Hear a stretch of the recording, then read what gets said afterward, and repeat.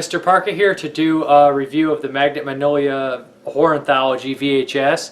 This is the Viral. This is the third in the series. I must say I was never a big fan of the first VHS. I was thought it was one of the most disappointing movies I've ever seen. But saying that, the second VHS I was really happy with. I loved it. This one I think is better than the first one for sure. Not as good as two. It's going to be hard for one the top two, but essentially we have a few stories in here that are all in the found footage style, and of course with the VHS, the second one, the third one gets pretty crazy on its camera angles, pretty crazy on what kind of cameras they use and where the footage is found and things like that, and you just kind of have to forgive a lot of it because it's probably not going to ever be like that found footage movie, or in real life you found the footage to this stuff, it would never ever look like that. But all the stuff that happens in this movie probably would never ever happen, so it's forgivable. It is a film. It's meant to entertain and show some crazy cool camera angles, and that's what it does.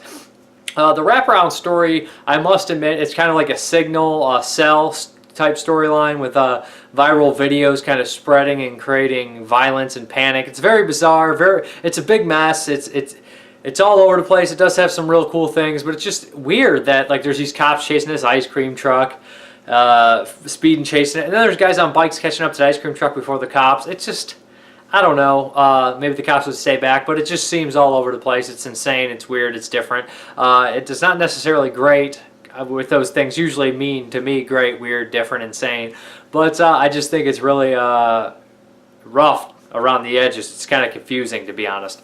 But the stories in here are just thrown in. The wraparound mixes them, but maybe not as obvious as the other films did it. The first story is about a magician who finds this cloak that gives him special powers. Really kind of a goofy storyline, but it's kind of fun. It's told through interviews and things like that, and also found footage. And there's some CGI in here.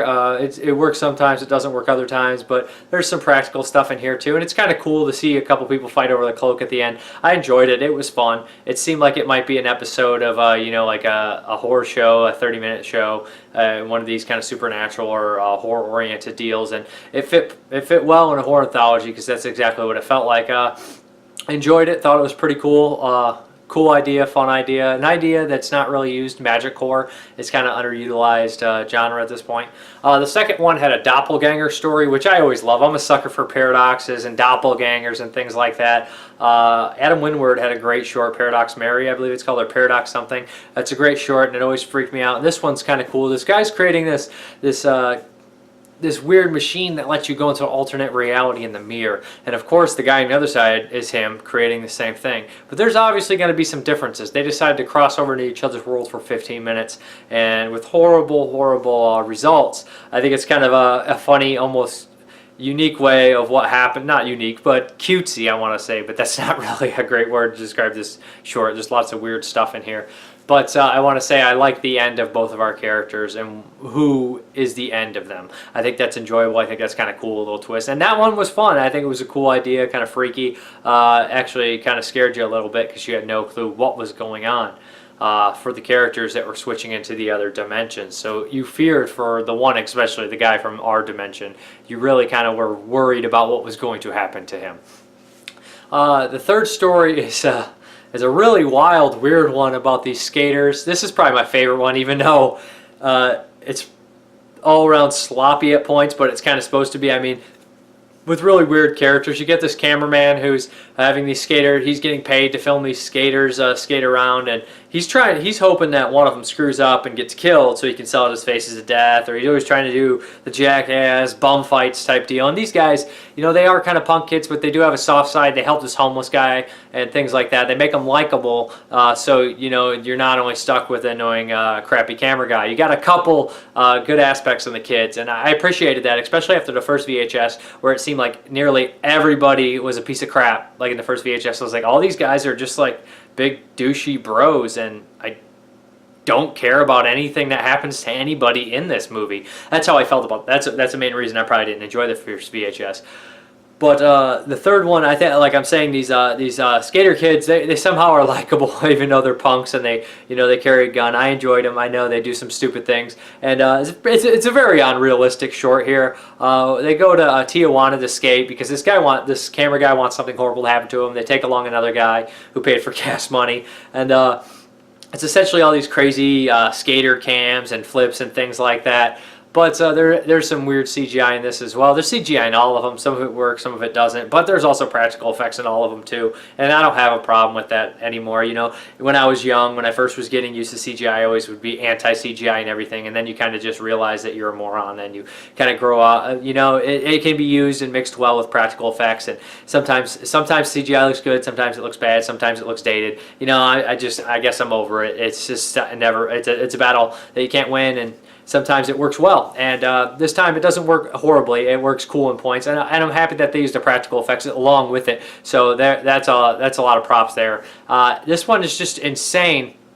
In the idea, they go to Tijuana, they're skating in this weird place, they hop this fence, and there's all these like weird designs, and you know, I guess I'll say tribal designs and things like that on the ground, and somebody gets cut and their blood just starts boiling on there, and pretty soon these weird cloaked monk people or weird Day of the Dead style faced guys, makeup styled guys come out, and I don't even know if they'd call them Day of the Dead style face makeup, but they're definitely some sort of cult.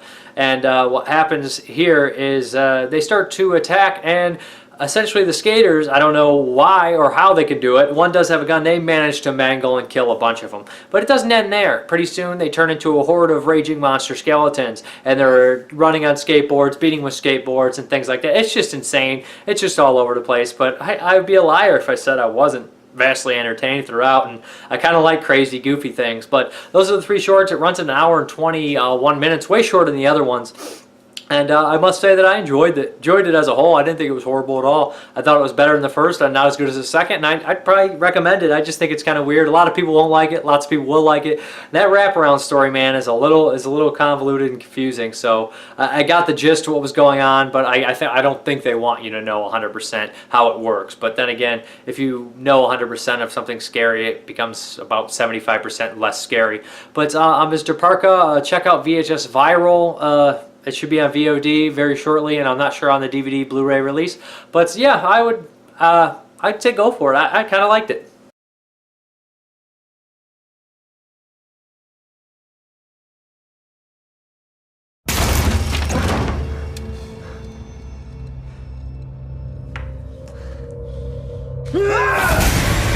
Where did you find that tape? A secret compartment. He recorded everything.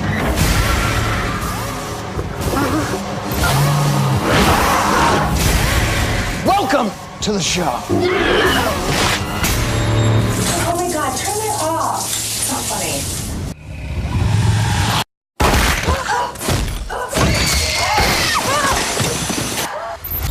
Now keep going. We can edit that out. What the f?